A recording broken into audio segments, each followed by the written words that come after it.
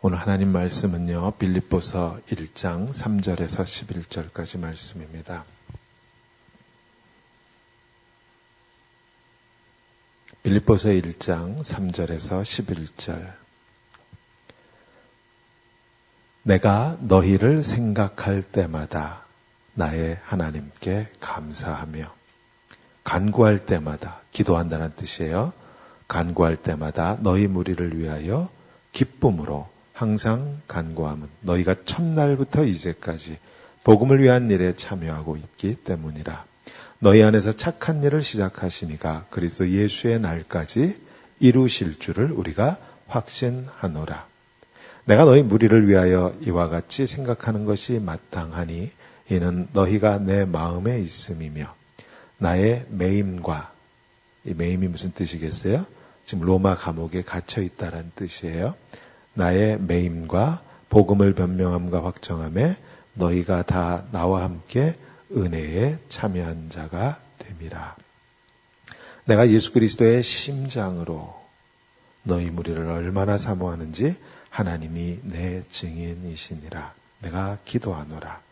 너희 사랑을 지식과 모든 총명으로 점점 더 풍성하게 하사 너희로 지극히 선한 것을 분별하며 또 진실하여 허물 없이 그리스도의 날까지 이르고 예수 그리스도로 말미암아 의의 열매가 가득하여 하나님의 영광과 찬송이 되기를 원하노라. 아멘. 자, 빌립보서는 사도 바울이 빌립보 교회에 보내는 편지라고 그래요. 편지예요. 그러니까 편지는 특별한 형식이 있죠. 편지는 형식에 따라 쓰잖아요. 맨 앞에 뭐가 들어가요? 누구누구에게, Dear Mr. President, 대통령에게, 누구누구에게 들어가죠.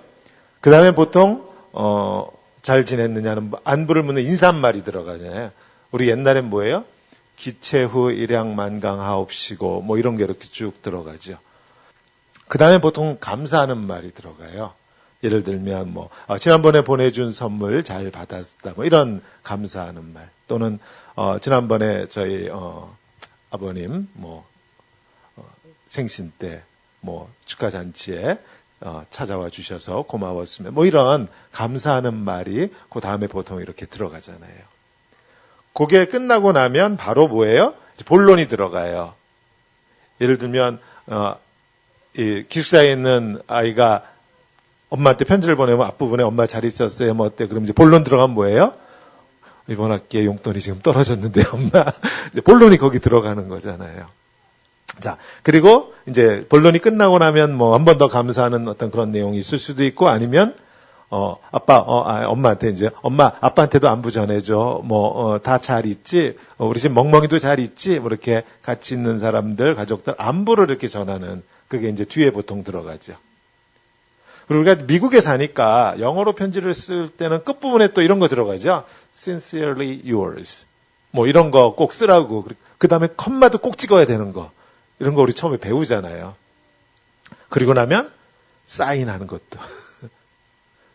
자, 제가 지금도 기억나요. 처음 제가 그런 거 배우는데 사인을 처음에 하는데 영어로, 제가 대학교 1학년 때예요. 영어로 사인을 해봤어야지. 근데 저도 모르게 사인을 하면서 이게 이렇게 오른쪽으로 이렇게 쭉 올라갔나 봐요. 그랬더니 이제 지도하시는 우리 목사님, 교수님이 그걸 보시더니 사인은 이렇게 위로 이렇게 쭉 올리는 게 아니래. 그냥 네 이름을 영어로 이렇게 옆으로 쭉 쓰는 거라고. 제가 그거 배웠던 기억이 나요. 왜 저는 사인을 오른쪽으로 쭉 이렇게 올렸는지 모르겠어. 그때 쭉 이렇게 자기 이름을 이렇게 바른 듯하게 이렇게 쓰는 거라고. 평행하게. 그렇게 말씀하신 기억이 나요. 자, 사인. 이것도 편지의 형식이잖아요. 그 형식에 맞춰야죠. 자, 편지라고 하는 서신서는 이런 형식을 따라 쓰게 돼 있어요. 지금만이 아니고 2000년 전에도 편지는 이런 형식을 따라서 썼어요. 그러니까 신약 성경에 많은 편지들이 있잖아요. 그래서 자세히 들여다보면은 우리가 빌립보서, 고린도전서, 고린도후서, 로마서, 이 다 편지들이에요. 이 서신서도 다 편지의 형식을 갖춰서 썼다라는 것을 발견할 수 있어요. 지난주에 우리가 보았던 빌립보서 1장 1절과 2절에 그랬죠. 누구한테 편지를 보낸다? 빌립보에 사는 모든 성도와 또한 감독들과 집사들에게 편지 쓴다. 지금 우리 식으로 영어로 하면 Dear 누구누구에게 바로 그 부분에 해당돼요. 바로 그 다음에 뭐가 났어요? 하나님의 은혜와 평강이 있기를 원한다라고 하는 인사말로 시작했습니다. 형식이에요. 형식 속에 그런데 아주 중요한 기독교 메시지가 인사말에 담겨 있다라는 거죠. 은혜와 평강. 오늘 우리가 읽은 3절부터 11절까지 말은요, 인사말에 이어서 나오는 감사의 표현이에요. 오늘 본문에도 감사한다, 고마웠다, 이런. 이게 이 당시 편지의 일반적인 형식이었습니다. 다음 주부터 나오는 그 이하의 말씀은 이제 본론으로 들어가요. 자, 집에 가셔서 또 숙제예요. 지난주 숙제 다 하셨는지 모르겠네. 숙제 뭔지 기억도 못 하시는 거 아니에요? 이 빌립보서 짧으니까 다 한번 쭉 읽어보시고 기쁨, 기뻐하라, 기뻐하다 여기에 밑줄 그어보시라고 10번 넘게 나온다 이런 말씀 드렸는데 숙제 검사를 해야겠네. 자, 오늘은 집에 가셔서 신약 성경에 있는 편지들을 다 읽으라는 게 아니고요. 고린도전서 1장 맨 앞부분. 아, 여기가 인사말이구나. 여기가 감사하는 말이구나. 다 찾아보세요. 다 있어요. 신기할 정도로 편지마다 서신서마다 이 형식이 다 갖춰져 있어요. 처음에는 어디에 고린도에 있는 성도들에게 이런 식으로 그 다음에 은혜와 평강이 있을지어다. 바로 이어서 감사하는 내용이 나와요. 이게 2000년 전 로마 제국 당시에 편지 쓰던 형식이에요.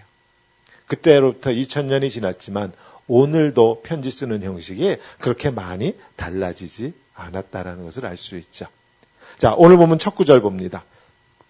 내가 너희를 생각할 때마다 나의 하나님께 감사한다. 감사한다 하는데 이게 어마어마한 표현이 나왔어요.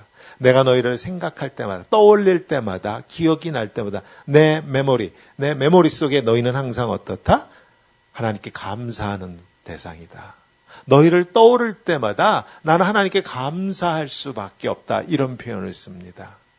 혹시 성도님들 살아오시면서 인생에 그런 분들 있어요? 누구 이렇게 떠올리면 옛날에 어떤 선생님 떠올리기만 해도 감사하는 마음이 이렇게 저절로.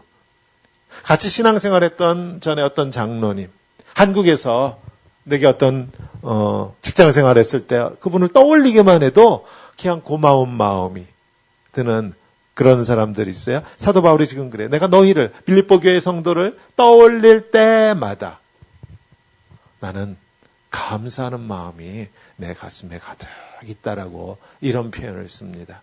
이런 편지를 누군가한테 받으면 얼마나 기쁘겠어요? 자, 혹시 우리는 이런 기억이 더 많은 거 아니에요? 누군가가 떠올라 그러면 생각만 해도 짜증이 나. 어떨 때는 속에서 분노가 일어나. 생각하는 것조차 싫어. 혹시 감사하는 마음이 떠오르는 사람보다 이렇게 짜증나는 사람이 더 많은 거 아니에요? 우리는? 잘 모르겠어요. 자, 질문을 바꿔봅니다. 지금까지 내 곁을 스쳐 지나간 그 수많은 사람들이 혹시 오늘 나를 떠올린다면 그들은 나를 어떻게 기억할까? 그들의 기억 속에, 그들의 생각 속에 나는 나를 생각하는데 그 사람들이 짜증나. 생각만 해도 화가 나. 혹시 내가 그렇게 존재해왔던 것은 아닌가? 질문이 상당히 적나라하죠. 누군가가 나를 혹시라도 떠올리고 기억할 때마다 기분 좋은 그런 웃음이 얼굴에 떠오르고 감사하는 마음. 나는 그런 사람인가? 아니면 나를 기억하는 것조차 부담스러워하는 나는 혹시라도 그렇게 산 건 아니었는가? 좀 무거운 질문을 해봤습니다. 근데 여기에서도요, 우리의 신앙 또는 우리의 인격의 수준이 드러납니다. 내가 인격적으로 신앙적으로 어린아이 같으면은요, 이런 사람은 떠오를 때마다 기쁠 거예요. 전에 내가 힘들 때 찾아와 주었고 물질적으로도 도움을 주었고 그래서 그런 사람은 생각만 하고 떠올리기만 해도 감사하는 마음이 저절로 팍팍 생기는. 그런데 이건 예수 안 믿는 사람들도 다 감사해하고 고마워하는 그런 거잖아요.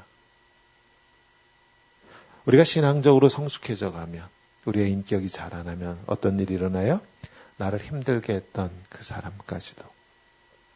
그때는 그 사람 때는 사실 많이 힘들었던 거 사실인데, 이제 돌이켜 생각해 보니까 그 시간도 그 사람조차도 내게는 하나님의 은혜였다라는 것이 깨달아지는 것이 우리가 자라나는 거죠. 쉽지 않은 말이에요.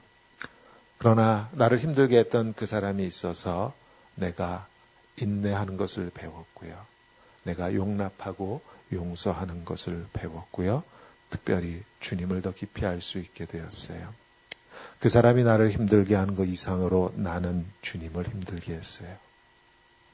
그 사람이 나를 아프게 한 것 이상으로 나는 우리 주님의 가슴을 찔렀어요. 그런데 주님은 그런 나까지도 나는 나를 조금 아프게 한 이 사람을 용서하지 못하고 가슴 아파하고 힘들어했는데 훨씬 많은 아픔을 내가 하나님 가슴에 우리 주님 가슴에 찔렀음에도 불구하고 그러한 나를 주님은 용서하셨고 주님은 나를 사랑하신다고 하는 그 놀라운 은혜를 나는 나를 요만큼 힘들게 한 그 사람을 통해서 배울 수 있었습니다. 그 찬양 기억하세요?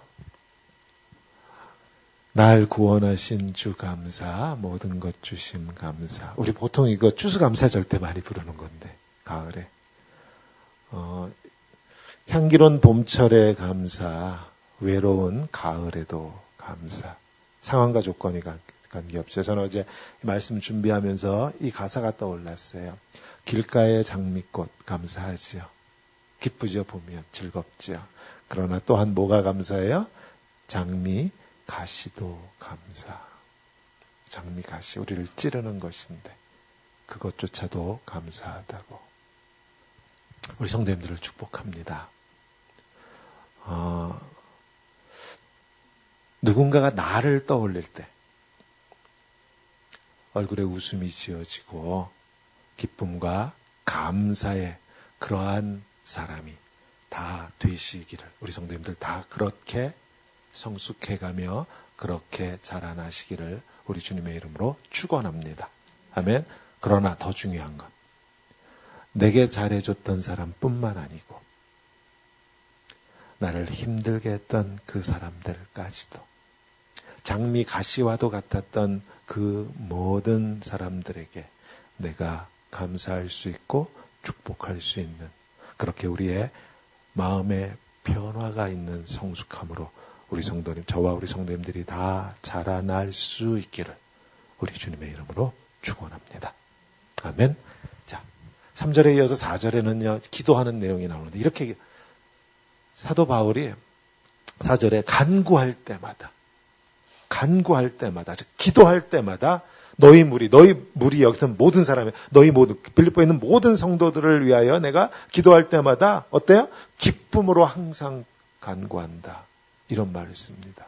기쁨으로 항상 기도만 하려고 그러면은 내 속에 기쁨이 넘쳐난대요. 자, 빌립보 교회에 있는 몇몇 사람들, 나한테 잘해준 몇몇 사람들을 내가 위해서 기도할 때 기쁨이 넘쳐난다, 이런 뜻이 아니고 너희 무리, 빌립보 교회 모든 성도예요. 한 사람 한 사람을 떠올릴 때마다 내 속에 기쁨이 넘쳐난다. 사도 바울은 이렇게 이야기합니다. 와우, 엄청난 거예요. 도대체 가슴이 얼마나 큰 사람인가. 기도할 때마다 기쁨이 넘친대, 너희를 생각하면. 자, 기쁨 벌써 한 번 나왔죠, 지난주 숙제. 너희 무리를 위하여 기쁨으로 내가 항상 간구한다. 자, 도대체 사도 바울하고 빌립보 교회는 어떤 관계였기에 사도 바울이 이렇게 요즘 그런 표현 잘 쓸 때 격한 반응을 보이는 걸까요? 다른 서신서들도 마찬가지지만 서신서를 이해하려면, 빌립보서를 이해하려면은요, 사도 바울하고 빌립보 교회의 관계를 이해해야만 돼. 이 관계가 어떤 관계인지. 자, 우리가 연애 편지도 쓰고 주고받고 하잖아요. 그 편지의 내용을 이해하려면 쓴 사람하고 받은 사람이 어떤 관계인지를 알아야 그 편지 내용이 이해가 가지요. 이 편지가 이 사람들이 지금 연애할 때 쓴 편지구나. 관계가 연애하는 관계야. 또 다른 편지를 보니까 똑같은 사람이 똑같은 사람한테 보낸 건데 이 편지는 결혼한 다음이네. 내용을 보니까 관계를 알면 내용을 이해하기가 쉽죠. 빌립보 교회랑 사도 바울은 도대체 무슨 관계였을까? 어떤 관계였을까? 자, 빌립보 교회가 어떤 교회였나 다시 한번 생각해 봅니다. 2차 전도 여행 때 성령님이 인도하심을 따라서 유럽 땅에 들어가서 세운 첫 번째 교회라고 그랬어요. 유럽 땅에 세워진. 역사학자 토인비 같은 학자는 이렇게 얘기했어요. 사도 바울을 싣고 가는, 아시아에서 곧 짧은 거리지만 사도 바울을 싣고 가는 이 배가 인류 역사를 바꿔놨다고 그랬습니다. 기독교가 유럽 땅에 들어감으로 인해서 인류의 역사가 뒤집어지는 전환이 시작된 게 사도 바울을 싣고 가는 그 배 한 척에서 시작됐다고 그랬어요.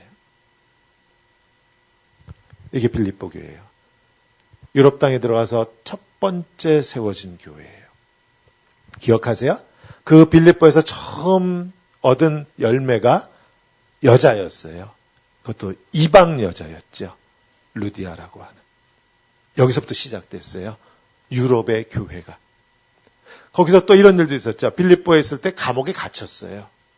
그래서 매 맞고 고난당했는데 밤에 지진이 나고 문이 열리고 묶고 있던 것들이 다 깨져나가고 그래서 도망갈 수도 있었는데 도망가지 않고 로마 간수가 자살하려고 했는데 막고 그래서 그 간수뿐만 아니고 간수의 온 집안이 다 예수를 믿어서 이렇게 시작된 교회가 빌립보 교회예요.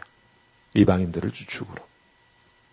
따라서 사도 바울의 마음이 얼마나 여기 더 머물고 싶었겠어요. 이제 막 시작한 교회인데 이게 셋업해야 되잖아. 목회해야 되잖아요. 신방 다니고 말씀 전해야 되잖아요. 근데 거기서 쫓겨나다시피 떠나야만 되는 상황이었죠. 그때로부터 처음 빌립보의 교회가 세워진 그때로부터 지금 사도 바울이 주 예수의 신분으로 로마의 감옥에서 이 편지를 쓸 때까지 more than 10 years, 10년 넘게 지금 세월이 흘렀습니다. 이 10년이 넘는 세월 동안 빌립보 교회가 사도 바울에게 과연 어떤 교회였나?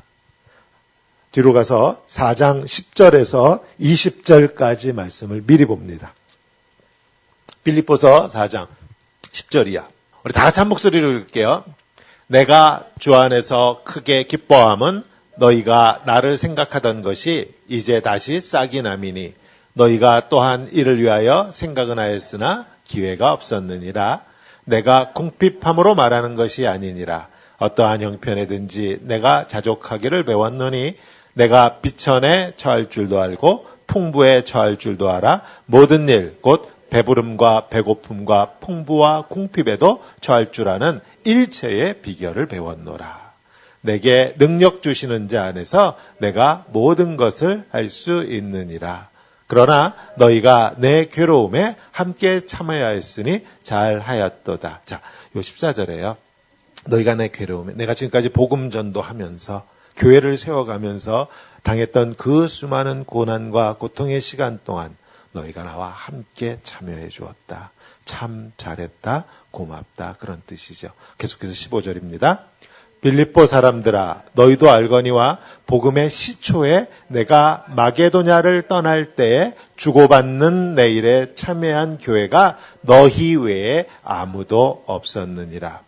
데살로니가에 있을 때에도 너희가 한 번뿐 아니라 2번이나 나의 쓸 것을 보내었도다. 내가 선물을 구함이 아니요 오직 너희에게 유익하도록 풍성한 열매를 구함이라. 내게는 모든 것이 있고 또 풍부한지라. 에바브로디도 편에 너희가 준 것을 받음으로 내가 풍족하니 이는 받으실 만한 향기로운 제물이요 하나님을 기쁘시게 한 것이라. 나의 하나님이 그리스도 예수 안에서 영광 가운데 그 풍성한 대로 너희 쓸 것을 채우시리라. 하나님 곧 우리 아버지께 세세무궁토록 영광을 돌릴지어다. 아멘. 10년 기간 동안 빌립보 교회는 사도 바울의 선교 사역에 있어서 파트너였습니다. 사도 바울 혼자 한 게 아니에요. 빌립보 교회가 뒤에 든든하게 받쳐주고 있었어요. 기도만 해준 게 아니에요. 물질로도 후원했어요. 꾸준하게. 학자들은 이렇게 말해요. 지금 사도 바울이 빌립보서를 쓰는데 지금 조금 전에도 우리가 봤지만 너희가 지금 에바브로디도라고 하는 사람 편에 내가 감옥에 있다라는 소식을 듣고 또 후원을 보냈어. 사람을 보내고 후원을 보내고. 사도 바울이 너무 감격해서 감옥에 있으니까 아무도 자기를 기억하지 않는 줄 알았는데 좌절하고 힘들어하는 그 시간일 수 있었는데 그렇게 자기를 찾아와 주는 교회의 사람이 있고 물질로 후원해 주는 후원 친구들이 있고 그 후원금을 앞에 놓고 쓴 편지다라고 학자들은 이렇게까지 이야기합니다. 사도 바울이 감옥에 갇혔다고 하니까 빌립보 교회 성도들이요 또 부랴부랴 후원금을 걷고 돈만 보내는 게 아니고 직접 교회 사람을 보내요. 에바브로디도라고 하는 한 인물이 이름이 여기에 나오죠. 낭망하기 쉽고 좌절하기 쉬운 그런 환경이에요. 로마 감옥이라고 하는. 그런데 이 도움이, 이 기도가, 이 기억해줌이 사도 바울에게 얼마나 큰 힘이 되었을까. 감옥 안에서. 그런데 이런 일이 빌립보 교회가 사도 바울을 돕는 이런 일이 지금 로마에 있을 때 처음 있는 일이 아니고 지금까지 계속해서 그렇게 왔다 그러죠. 내가 전에 데살로니가 있을 때 너희가 한 번도 아니고 2번씩이나 나에게 그렇게 후원한 걸 내가 지금도 기억하고 있다고. 그래서 오늘 본문에서도 1장 5절에 그랬어요. 너희가 첫날부터 이제까지 복음을 위한 일에 참여하고 있었. 바로 그것이라고.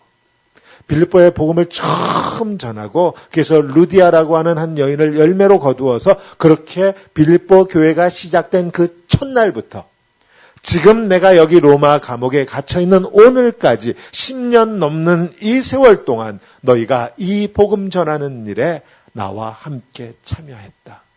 크레딧을 누구한테 돌리는 거예요? 빌립보 교회에 돌립니다. 내가 잘나서 내가 은혜가 충만해서 내가 주인공이 되어서 이 사역을 한 것이 아니고 내가 이렇게 사역할 수 있었던 이 모든 것의 영광을 빌립보 교회에 돌린다라고 하나님 앞에 그렇게 말합니다. 이게 빌립보 교회하고요 사도 바울의 관계예요. 그러니 내가 어찌 너희를 생각할 때마다 감사하지 않을 수가 있겠느냐고. 그러니 내가 너희를 위해서 기도할 때마다 내 속에서 기쁨이 어찌 넘쳐나지 않을 수가 있겠느냐. 사도 바울이 편지를 이렇게 쓰고 있어요. 이런 편지를 받는 선교사님이나 사역자들로부터 이런 편지를 받는 교회는 참으로 복된 교회일 것입니다. 함께 가는 교회가 우리 선교사님들과 더불어서 우리 한 사람 한 사람 모두가 이런 편지를 받는 그런 교회로 자라날 수 있기를 우리 주님의 이름으로 축원합니다. 아멘. 자, 그러면서 아주 중요한 구절이 하나 8절에 이렇게 말해서 사도 바울이 자기를 이렇게 설명합니다. 내가 예수 그리스도의 심장으로 너희 무리를 얼마나 사모하고 있는지 너희를 내가 얼마나 사랑하고 있는지 하나님이 증인이다 그래요. 하나님은 아신다. 내 심장 아니야. 내 속에 있는 예수 그리스도의 심장, 영원한 심장. 그 심장. 이 심장으로 내가 단언할 수 있어. 하나님의 이름으로. 내가 너희를 얼마나 사랑하고 있는지, 사모하고 있는지. 어머니 날이잖아요. 이 사랑한다고, 심장을 가지고 사랑한다고 하는 거. 저는 이 말씀을 묵상하면서 엊그제 인터넷에서 보았던 글귀 하나를 떠올렸습니다. 세월호 사건으로 사랑하는 딸을 잃은 한 엄마의 피를 토하는 절규였어요. 모르겠어요. 저는 이거 읽을 때마다 계속 눈물이 나는데 이거 또 눈물 날지 모르겠네. 오늘 주보 안에 제가 넣어놓았습니다. 엄마의 사랑이 어떤 사랑인지. 너는 돌 때 실을 잡았는데 돌이 first birthday 첫 번째 생일날 딸 아이가 이렇게 실을 잡았대요. 근데 명주실을 새로 사서 놓을 것을 쓰던 걸 놓아서 일이 되었을까? 쓰던 실을 그냥 아무 생각 없이 정성 없이 올려놔서 우리 아이에게 이런 일이 당한 건 아닌가. 엄마가 다 늙어 나와서 오래 품지 못하고 빨리 낳았어. 40 넘어서 아이를 낳았나 보죠. 10달 아이가 뱃속에 있어야 되는데 8달 또는 9달 만에 애가 나왔나 봐요. 한 달이라도 더 품었으면 사주가 바뀌어서 살았을까? 지금 세월에 죽지 않고 살아있지 않았을까? 이 엄마는 모든 걸 잘못한 죄인이다. 몇 푼 벌어보겠다고 일하느라 마지막 전화 못 받아서 미안해. 돈 버느라고 딸아이가 배에서 보낸 마지막 전화를 못 받은 것까지도 가슴이 무너져요. 또 그럽니다. 엄마가 부자가 아니라서 미안해. 없는 집에 너같이 예쁜 애를 태어나게 해서 미안해. 그러면서 혹시라도 내가 너에게 줄 것이 있다면 딸아, 너는 천국에 가렴. 지옥은 내가 감당할 테니까. 이 엄마에게요, 천국과 지옥은 교리가 아니고요, 리얼리티, 현실이에요. 지금 현실이에요. 딸이 없는 지금 이 엄마는 지옥이에요. 딸과 함께 있는 것이 천국이에요.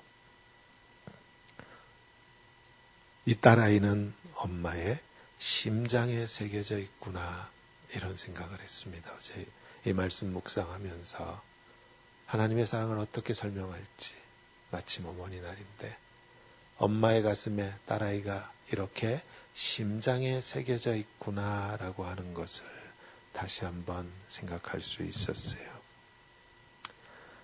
아직도 세월호 사건으로 돌아오지 못한 모든 아직도 남아있는 9명의 이름들, 비록 6.51 망정 하루속히 가족 품으로 돌아올 수 있기를 원합니다. 자, 우리가 교회에서 천국과 지옥을 교리로 이야기하지만 잘 보세요.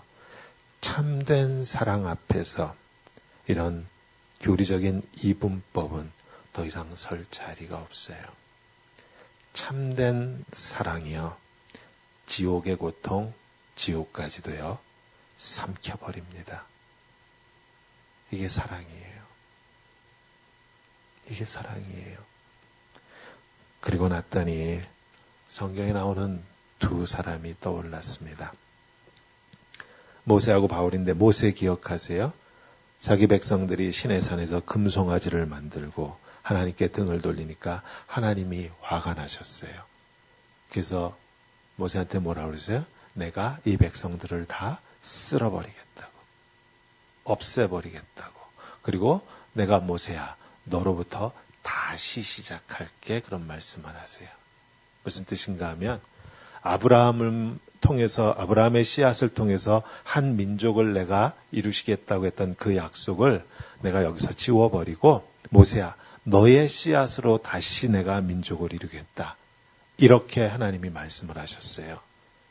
그랬더니 출애굽기 32장 31절과 32절에 모세가 이렇게 답변합니다. 모세가 여호와께 다시 나아가 여쭤되 슬프도소이다. 이 백성이 자기들을 위하여 금신상, 금송아지를 만들어 싸우니 큰 죄를 범하였나이다. 그러나 이제 그들의 죄를 사하시옵소서. 용서해 주세요, 하나님. 만일 그렇지 아니하면, 이들을 용서하지 않으시고 하나님이 이들을 다 심판하시고, 말씀하신 대로 모세, 나로부터 다시 한 민족을 이루는 하나님이 이 일을 혹시라도 하나님이 그렇게 하신다고 하시면, 원하건대 내가 원합니다. 주께서 기록하신 내 생명책에 기록된 내 이름을 지워버려 주시옵소서. 내가 내 백성다, 내 민족과 함께 하나님 나라에 들어가는 것이 아니라면 하나님, 내겐 그것이 지옥입니다. 나 혼자는 거기 못 갑니다. 우리는 천국과 지옥을 교리로 알지만 사랑이라고 하는 하나님의 그 크신 사랑 안에선 이런 이분법이 다 사라져요. 사랑은 지옥까지도 삼켜버립니다. 그리고 났더니 사도 바울도 그랬어요. 로마서에서 봅니다. 자기 동족 유대인들, 이 유대교에 묶여 있어가지고 예수를 인정하지 않는 이 유대인들을 향한 이 사랑을 어떻게 표현해요? 로마서 9장 1절과 2절에 내가 그리스도 안에서 참 마음으로 거짓말을 아니하노라. 나에게 큰 근심이 있는 것과 마음에 그치지 않는 고통이 있는 것을 내 양심이 성령 안에서 나와 더불어 증언하노니. 나의 형제 곧 고륙의 친척 유대인들 얘기하는 거예요. 그들을 위하여 내 자신이 저주를 받아 그리스도에게서 끊어질지라도 내가 원한 그들이 예수를 알고 구원받기를 원한다. 이게 사랑이에요. 어떤 사랑이에요? 심장에 새겨진 사랑입니다. 심장에 그 이름이 새겨진 그런 사랑이에요. 우리는 이런 사랑을 성경에서 모세에게서 발견할 수 있었고 사도 바울에서 발견할 수 있었고 물론 우리 주님 예수 그리스도에게서 발견하죠. 모세의 심장에 이스라엘 민족 한 사람 한 사람의 이름이 새겨져 있어요.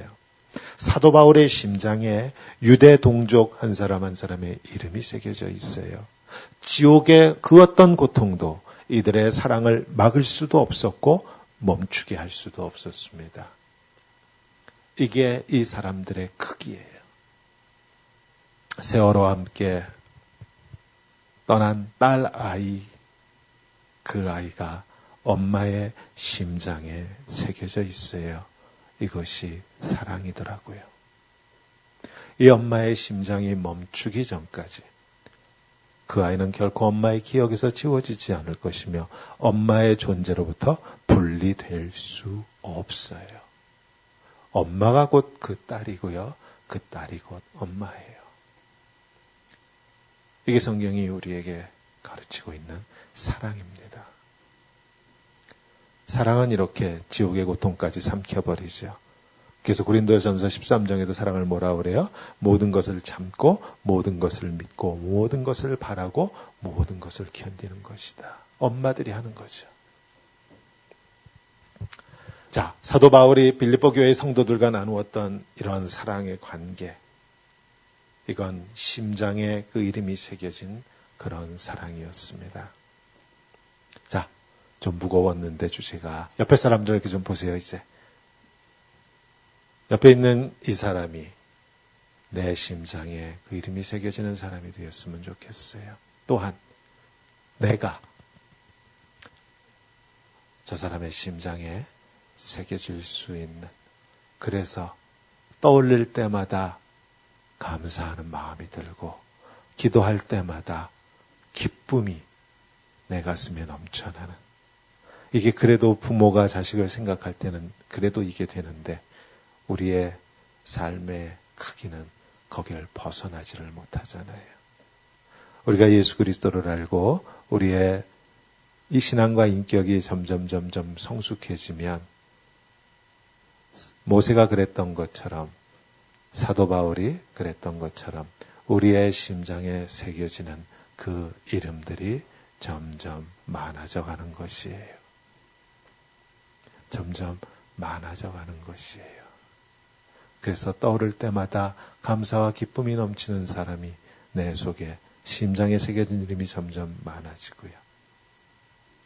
어느 한 교회가, 빌립보라고 교회 전체가 가슴에 담길 수 있다면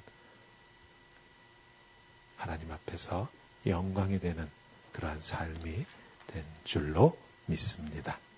아멘. 자, 우리 옆에 있는 사람들을 보면서 다시 또 쳐다보세요. 더 많이 참으시고요. 그렇게 말씀해요. 내가 더 많이 참아줄게. 더 많이 믿어주시고요. 우리 성도님들, 우리 축복하고 설교 마치기로 하겠습니다. 자, 엄마의 가슴에 아이의 이름이 새겨져 있듯이 하나님의 심장에 우리의 이름이 새겨져 있어요. 우리 역시 내가 섬기는 이 교회가 우리의 심장에 새겨질 것이고 우리가 이 길을 가면서 더 많은 사람들을 우리의 가슴, 우리의 심장에 새길 수 있는, 그렇게 우리의 삶이 성숙해져 갈 수 있는 이러한 하나님의 크신 축복이 우리 성도님들과 우리 모두에게 함께 하시기를 주님의 이름으로 축원합니다. 아멘. 기도하겠습니다. Let us pray. 하나님 감사합니다. 우리 함께 하시는 주님을 찬양하며 이 시간 우리가 함께 하나님 앞에 기도합니다. 주님, 딸아이를 떠나보내고 그 가슴에서 그 심장에서 이 딸을 떠나보낼 수가 없어서 절규하며 피눈물을 흘리는 한 엄마를 보았습니다. 그 엄마의 가슴에 딸아이가 심장에 새겨져 있는 것을 우리가 보았습니다. 하나님의 가슴에 우리 주 예수 그리스도의 심장에 우리의 이름이 새겨져 있는 것을 주님, 우리가 믿음의 눈으로 봅니다. 하나님, 그 사랑, 그 은혜 참 감사합니다. 주님, 이 시간 우리가 기도하오니 우리의 삶 속에 주님, 우리로 더욱더 주님을 알게 하시고 하나님을 알게 하사 우리로 자라나게 하여 주시어서 우리의 심장에 더 많은 이름들을 새길 수 있도록 하나님 그리하여서 우리가 기도할 때마다 기쁨이 넘치는, 기억할 때마다 감사함이 넘치는 하나님 사도 바울의 이러한 삶이 우리에게서도 동일하게 역사할 수 있도록 하나님이여 우리를 그렇게 기억하시고 그렇게 인도하시고 그렇게 역사해 주옵소서. 감사하신 주님, 예수님 이름으로 기도합니다. 아멘.